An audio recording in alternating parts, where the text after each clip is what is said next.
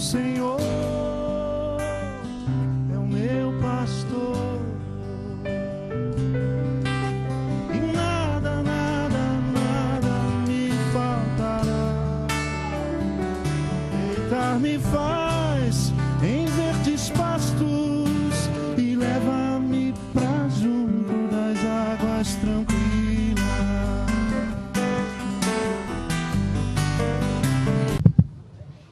Bom dia. Começamos bem.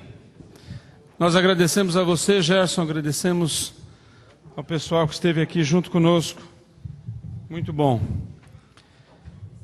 Alguém disse que para você viver um bom dia, você precisa ganhar 5 abraços e dormir 15 minutos depois do almoço.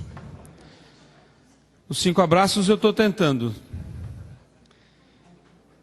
Eu quero chamar aqui o Ken Davis, trazendo o Dr. Shed para que nós possamos ter um tempo de meditação.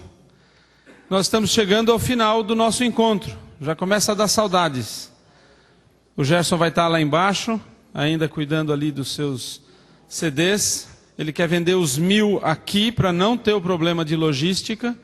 Então você pode comprar e levar muitos para dar de presente.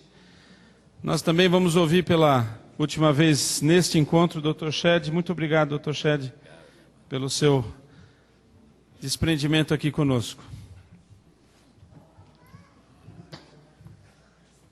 Senhor nosso Deus, acalma os nossos corações para ouvir a Tua voz. E coloca as Tuas palavras no Teu servo, o Dr. Shed, para falar tudo o que o Senhor tem para nós ouvirmos nessa manhã. Que essas palavras não param aqui, mas continuam frutificando em nossas vidas ao longo desse dia e nos dias que vêm. Nos prepare, nos acalma, nos dá ouvidos para ouvir e o coração para aplicar tudo que nós ouvimos. Em nome de Jesus nós pedimos. Amém. Amém. Obrigado.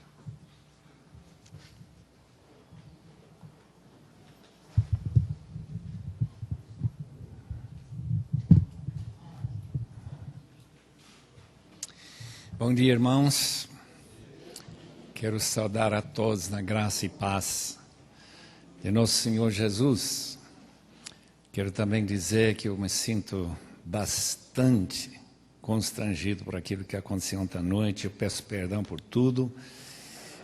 Não deveria ter acontecido, na minha opinião, mas tem gente tão boa aqui que não sabe quais são os limites. Vamos ter que ter outro congresso para falar sobre limites.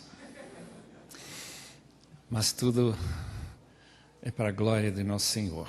E qualquer glória que a gente recebe aqui na terra tem que ser muito bem processado para não dar um sentimento de que eu deveria ter recebido essa glória. Eu sinto exatamente o contrário. Nunca deveria ter recebido. Esta manhã queremos chegar ao fim do capítulo 12. Não vai ser fácil, naqueles minutos dentro dos limites do tempo que me foi dado. Hebreus 12, 14. Desculpe, 18. Hebreus 12, 18. Vocês não chegaram ao monte que se podia tocar, que estava em chamas, nem as trevas, a escuridão, nem a tempestade ao soar da trombeta e ao som de palavras tais que os ouvintes rogaram que nada mais lhes fosse dito. Pois não podiam suportar o que lhes estava sendo ordenado. Até um animal, se tocar num monte, deve ser apedrejado. O espetáculo era tão terrível que até Moisés disse: estou apavorado e trêmulo. Mas vocês chegaram ao Monte Sião, a Jerusalém celestial, a cidade de Deus vivo.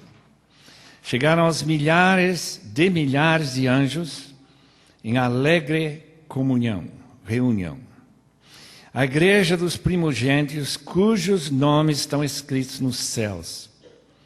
Vocês chegaram a Deus, juiz de todos os homens, aos espíritos dos justos aperfeiçoados, a Jesus, mediador de uma nova aliança. É o sangue aspergido que fala melhor do que o sangue de Abel. Cuidado, não rejeitem aquele que fala. Se os que se recusaram a ouvir aquele que os advertiu na terra não escaparam, quanto mais nós, se nós desviarmos daquele que nos adverte dos céus. Aquele cuja voz outrora abalou a terra, agora promete, ainda uma vez abalarei, não apenas a terra, mas também o céu. As palavras ainda uma vez indicam a remoção de que pode ser abalado, isto é, coisas criadas de forma que permaneça o que não pode ser abalado. Portanto, já que estamos recebendo um reino inabalável, sejamos agradecidos e assim adoremos a Deus de modo aceitável, com reverência e temor, pois o nosso Deus é fogo consumidor. Novamente gostaria que os irmãos nos apoiassem com sua oração. Sem oração, a voz de Deus fica muda e nossos ouvidos tampados, nossos corações endurecidos. Isso que nós estamos pedindo que não acontece ao ouvirmos a palavra do Senhor. Agora, no meio dessa palavra, obviamente, tem opiniões humanas, que podem ser erradas. Espero que Deus lhe dê um filtro também, para tirar tudo que não for, de fato, de acordo com a mente de nosso Deus. Obrigado, Pai, que podemos chegar a este dia, primeiro dia do fim da nossa vida aqui na terra. Rogamos que Tua palavra seja de grande benefício para nós. Não apenas ideias e conceitos como já foram condenados, conceitos que não fazem diferença para melhorar nosso andar, nossa corrida para Ti. Mas, ó Deus, rogamos que nós possamos ter ouvidos abertos, corações receptíveis e vontades que ficam desejosas a Te obedecer. Em nome do Senhor Jesus. Amém e amém. Charles Kingston, não sei bem quem ele era, escreveu o seguinte: se você não estiver no céu, nesta vida, seguramente não estará no céu na vindoura. Na hora da morte, disse o sábio, as coisas voltam para o seu estado elementar, para a fonte da sua vida, a luz para a luz, trevas para trevas, e assim por diante. O autor de Hebreus cria firmemente nesse princípio. Se você não estiver no céu, nunca estará lá. Nós temos ouvido palavras que condenam o tipo de religiosidade em que o cristianismo é algo que acontece realmente no fim da vida. Hebreus estava preocupado com isso. Ele diz exatamente o que nós ouvimos ontem: estamos recebendo o reino agora, e não apenas no futuro. Mas receber agora é fundamental para receber no futuro. Em outras palavras, o vestibular desta vida faz parte da vida eterna. E o que nós chamamos de morrer, a Bíblia chama de dormir e não morrer. Crente não morre. E se você duvida disso, lembra sempre da palavra cemitério, palavra grega que significa dormitório. você só vai para dormir e novamente levantar para glorificar a Deus depois de um descanso temporário. Agora, esse texto se divide nitidamente em 3 partes.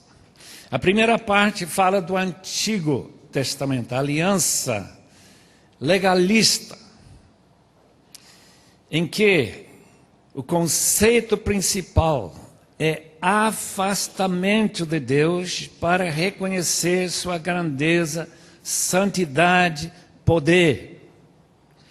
Ele é grandioso demais, tal como o universo nos lembra da grandeza de Deus, o que o autor de Hebreus não tinha jeito de saber.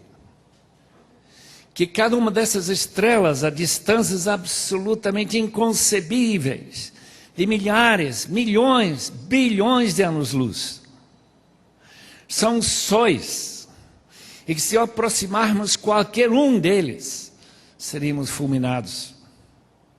As estrelas, o sol, tudo existe para nos afastarmos uma distância correta. Pois se ficamos longe, morremos do frio. Se ficamos próximos demais, somos fulminados. Em outras palavras, para aprendermos a temer a Deus. E em Monte Sinai, a entrega da lei, que nós acabamos de ler, era uma experiência terrível.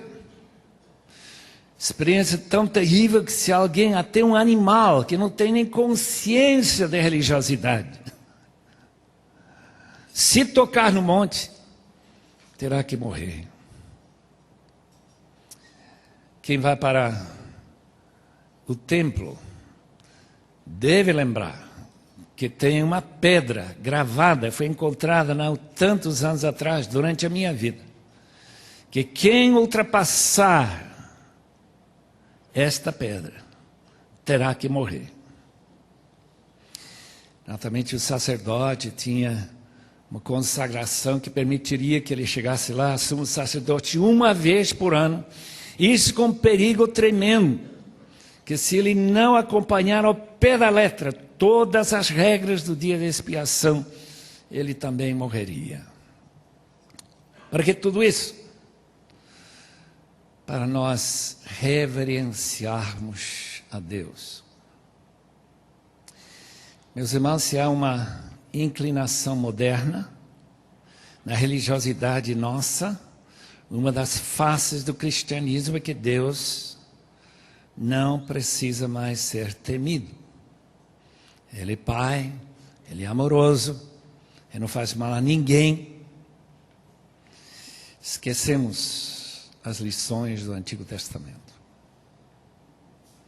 O interessante é que a nova aliança, que fala de uma aproximação de Deus tão próxima, que nós podemos chamá-lo de Pai,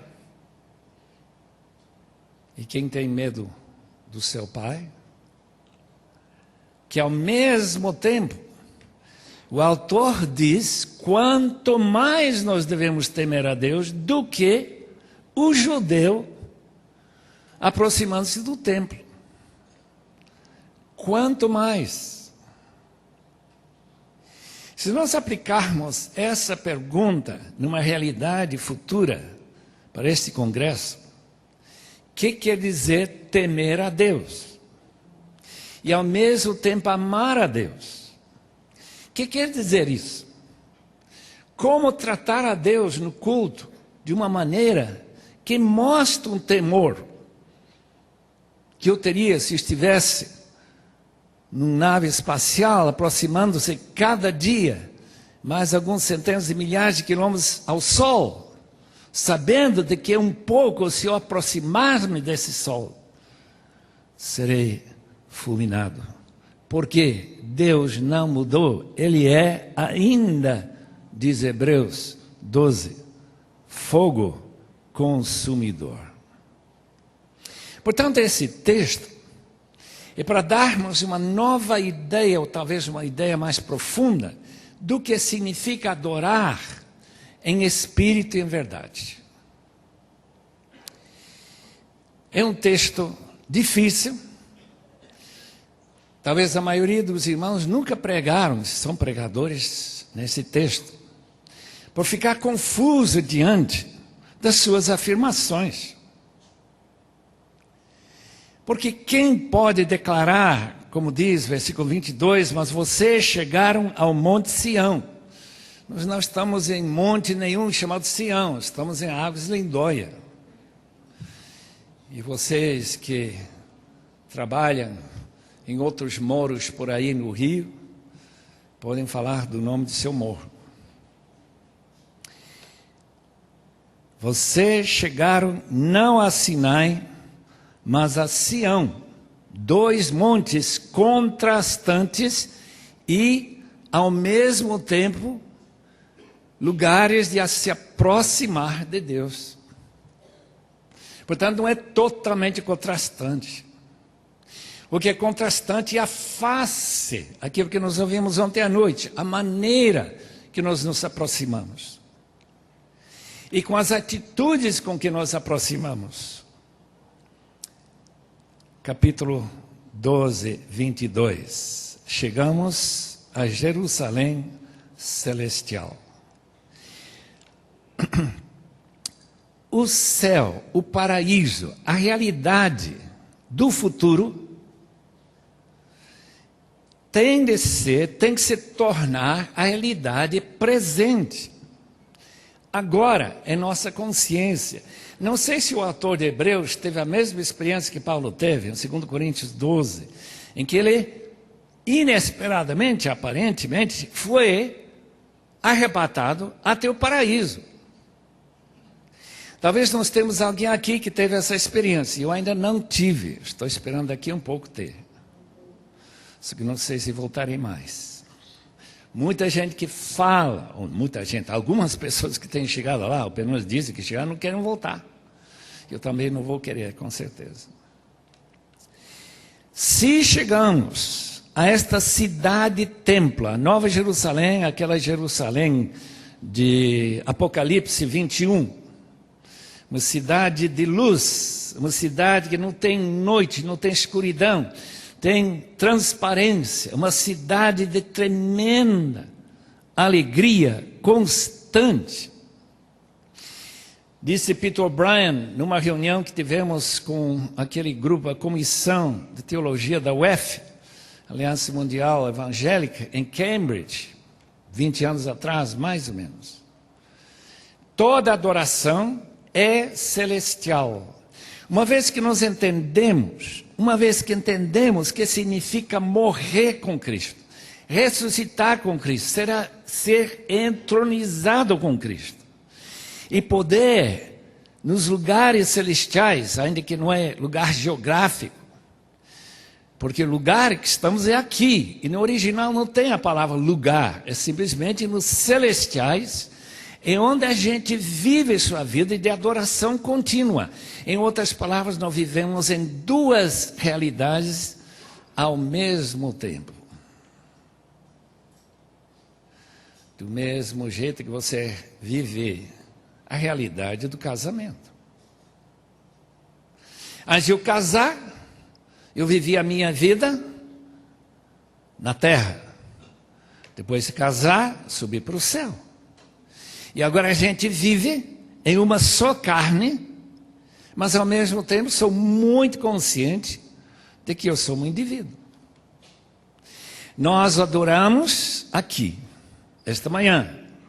Falamos palavras compreensíveis em nossa língua.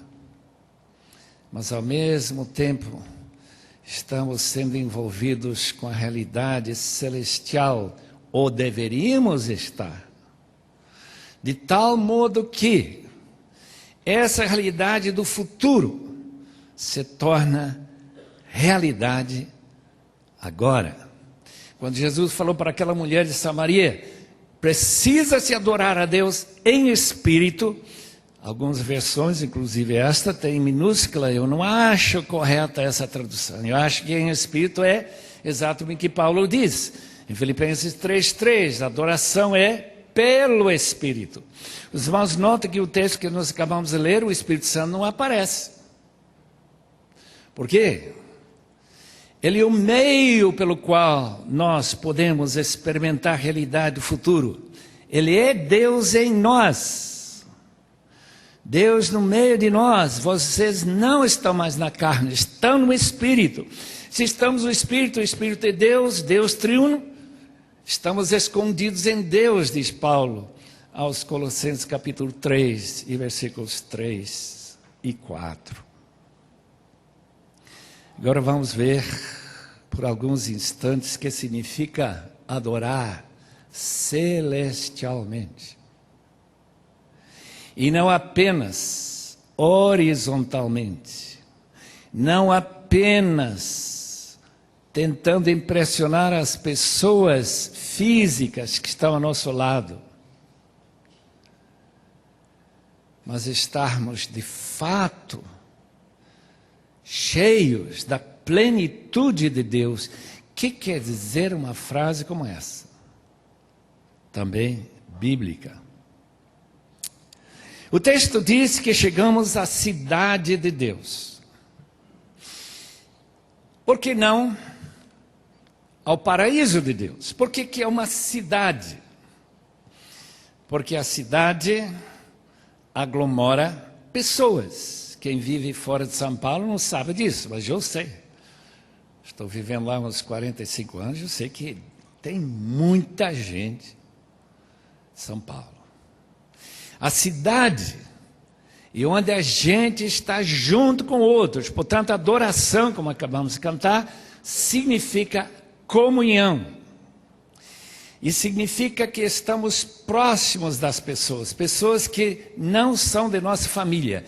Quando eu, por exemplo, visitei a casa da minha mãe, lá no rural de Norte Carolina, a gente viu uma cidade isolada, uma casa isolada. Mas quando a gente vai para uma cidade como São Paulo, Rio de Janeiro, Belo Horizonte, que for, tudo isso desaparece nesse tremendo aglomerado de gente. Gente, quanta gente. E vamos ver que dentro desse texto isso tem uma importância toda especial. Chegamos à cidade do Deus vivo. Deus vivo? Exatamente. Porque nessa cidade nunca se ouviu falar de secularização.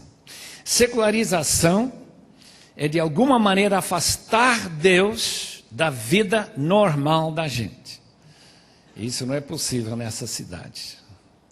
Ele é vivo. E Nietzsche, felizmente, nunca pisou lá para dizer que Deus estava morto. Vamos para frente. Chegamos a milhares e milhares de anjos, milhões de anjos, em alegre reunião, estão festejando. Imagina anjos festejando o tempo todo. E não apenas quando nós chegamos a festejar com eles, nesta reunião celestial. E da que eles estão festejando? De que são tão felizes? Lucas 15 explica muito bem. Os anjos, na presença de Deus, estão alegres porque mais uma pessoa entrou na cidade. Ou mais 37 mil chineses entraram na cidade. Ontem, 37 mil chineses que deveriam ser comunistas. Segundo o Roberto Lai, semana passada, ele me disse, 37 mil. E ao redor do mundo, talvez 100 mil. Imagina quanto trabalho dá para os anjos estar sempre cortando bolo para essa gente. De noite, batendo palmas, pulando, dançando de alegria. Por isso que eu preciso de milhões deles. Milhões deles. E nós estamos reunidos com eles, amados irmãos. Em Hebreus, descobrimos, capítulo 1 e versículo 14, que os anjos são os ministradores a Deus, os leiturgoi, mas também são os diáconos da gente. Então essa festa, eles ajudam a gente a festejar.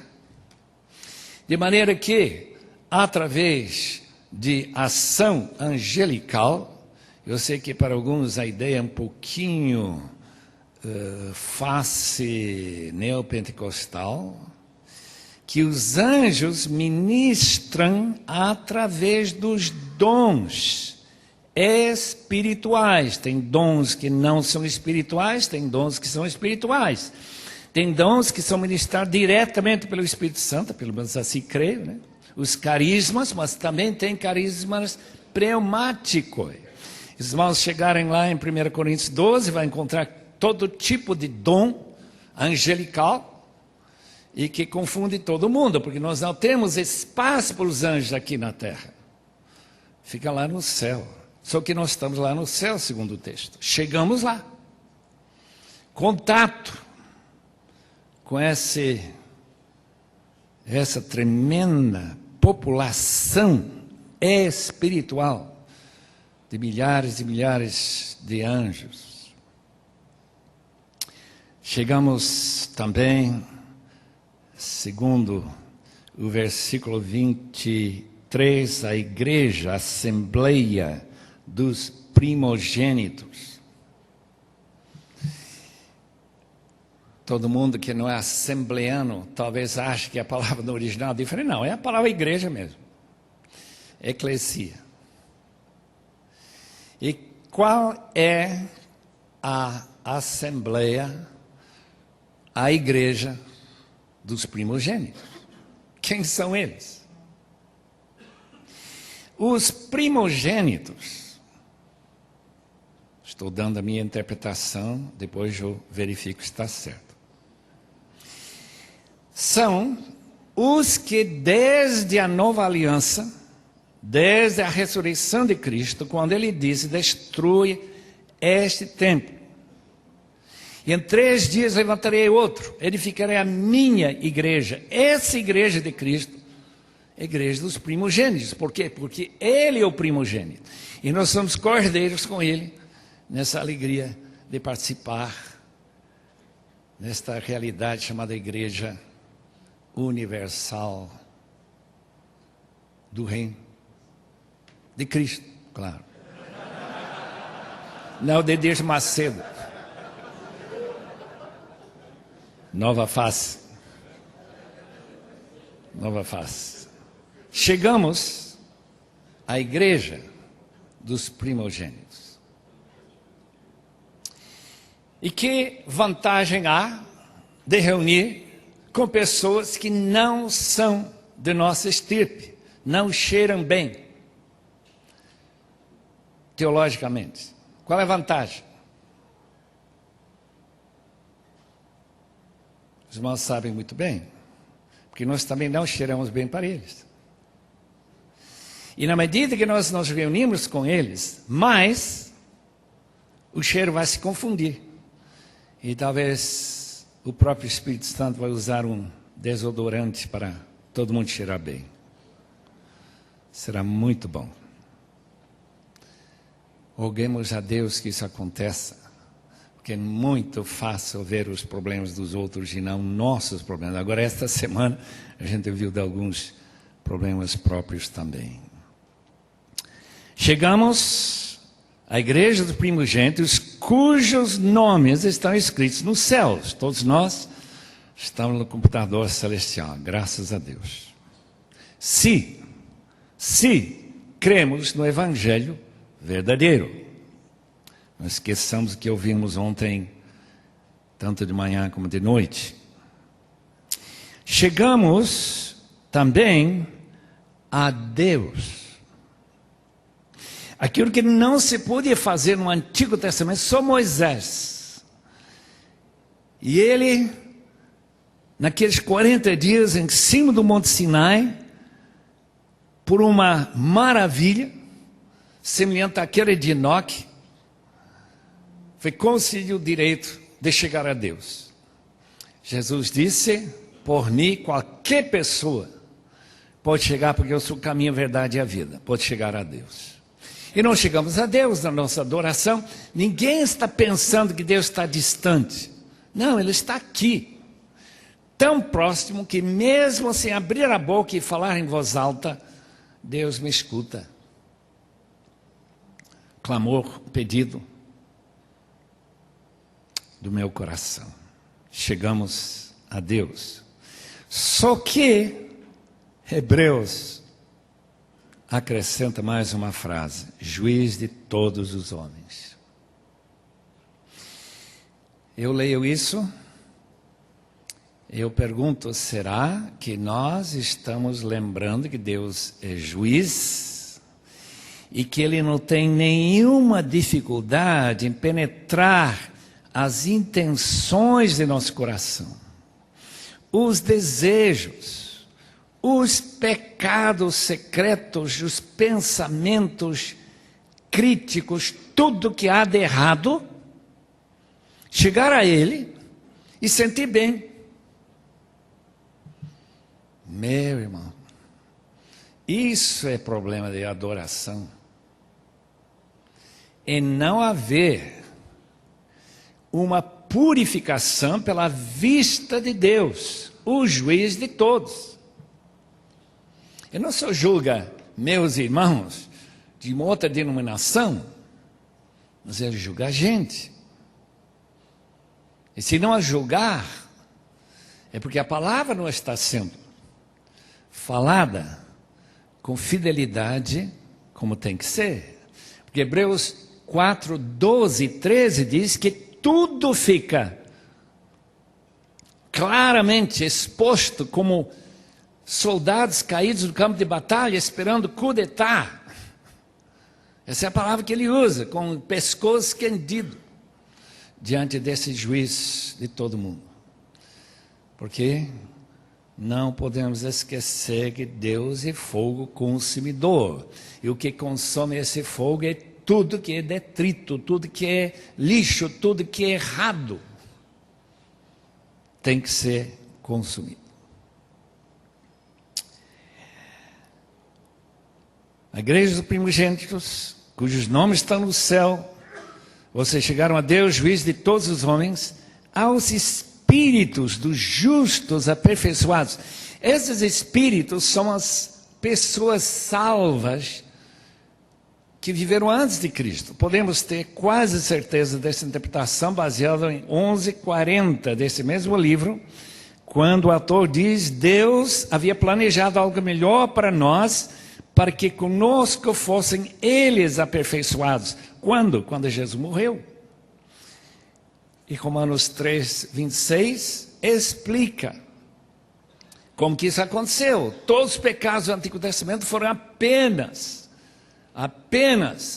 guardados numa caixa forte, numa geladeira, até Cristo morrer.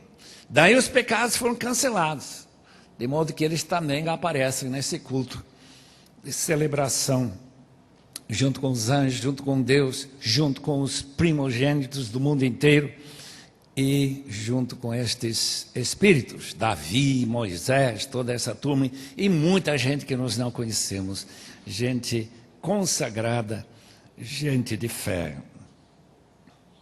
Chegamos além desses espíritos aperfeiçoados pela morte de nosso Senhor Jesus Cristo. Chegamos também a Jesus, mediador de uma nova aliança, que, como disse na última ceia com seus discípulos, é sangue a nova aliança, no meu sangue, em que eu escreverei a minha lei no seu coração. Que aliança maravilhosa é essa? De uma união permanente, perfeita, de amor, de compromisso conosco. De maneira que o cristão sai desse culto de adoração, se ele sair, ou leva com ele mesmo, eu fui incluído nesta nova aliança, por causa de Jesus, mediador pela cruz e a ressurreição desta maravilhosa aliança nova de Jeremias 32, 40, Jeremias 31, vários textos lá. E chegamos ao sangue aspergido. Os irmãos entendem que sangue aspergido significa consagração. De maneira que nós também somos agora passados a ser, segundo 1 de Pedro, sacerdotes, sacerdotisas reais. Porque Jesus agora está reinando, então nosso sacerdócio é um sacerdócio real. Por causa desse sangue aspergido e por causa dessa nova aliança, nós fomos incluídos. Por isso que nós não chamamos pastor de sacerdote, porque todos nós temos esse maravilhoso privilégio de sermos sacerdotes e ser uma ponte entre Deus e pessoas necessitadas. Porque essa é a ideia que a Igreja Católica tinha muito claro, que sacerdote funciona como ponte, pontífice. E todos nós temos essa mesma responsabilidade. E chegamos, amados irmãos, a um sangue aspergido que fala muito melhor do que o sangue de Abel. O sangue de Abel é para condenar. Esse sangue está clamando: mate Caim. Ele me matou, agora mate ele. Mas este sangue, esse sangue de vida, esse sangue que dá perdão e que cancela nossos pecados. Glória ao Senhor. Bem, já ultrapassei em 5 minutos, os irmãos são muito tolerantes. Eu vou ter que parar daqui um instante. Eu só quero dizer mais uma coisinha. O texto não acaba aí. Hebreus tem essa mania. Fala de verdades, fala de adoração celestial e depois ele fala sobre as implicações. E a implicação interessante está relacionada com o terremoto espiritual. O primeiro terremoto, segundo o texto aqui, maremoto, tsunami, ocorreu no dilúvio, quando o mundo foi abalado. Mas eu vou abalar mais uma vez. Segunda de Pedro fala sobre esse abalo. E ainda que não aconteceu ainda, todos nós estamos aproximando cada vez mais o dia em que este abalo, o segundo abalo, vai sacudir tudo neste mundo. A palavra aqui é: ainda uma vez abalarei não apenas a terra, mas também o céu. As palavras ainda uma vez indicam que a remoção de que pode ser abalado, isto é, coisas criadas, de forma que permaneça o que não pode ser abalado. O que não pode ser abalado? Esse novo céu e nova terra em que habitará justiça e em que, de uma vez para todas, todo mal, todo promotor do mal será afastado por completo. E nunca mais um diabo, um anjo possa desafiar a Deus, como Satanás fez, e junto com ele, com certeza, milhões de demônios. Diante dessa realidade, tanto Hebreus como 2 de Pedro levanta essa pergunta: se nós estamos adorando de verdade pelo Espírito e estamos conscientes da realidade de uma adoração celestial, que tipo de pessoas devemos ser? Essa é a pergunta. Que tipo de gente, que tipo de igreja, que tipo de atividades cabem dentro deste tipo de manifestação que nós somos servos de um Deus fogo consumidor.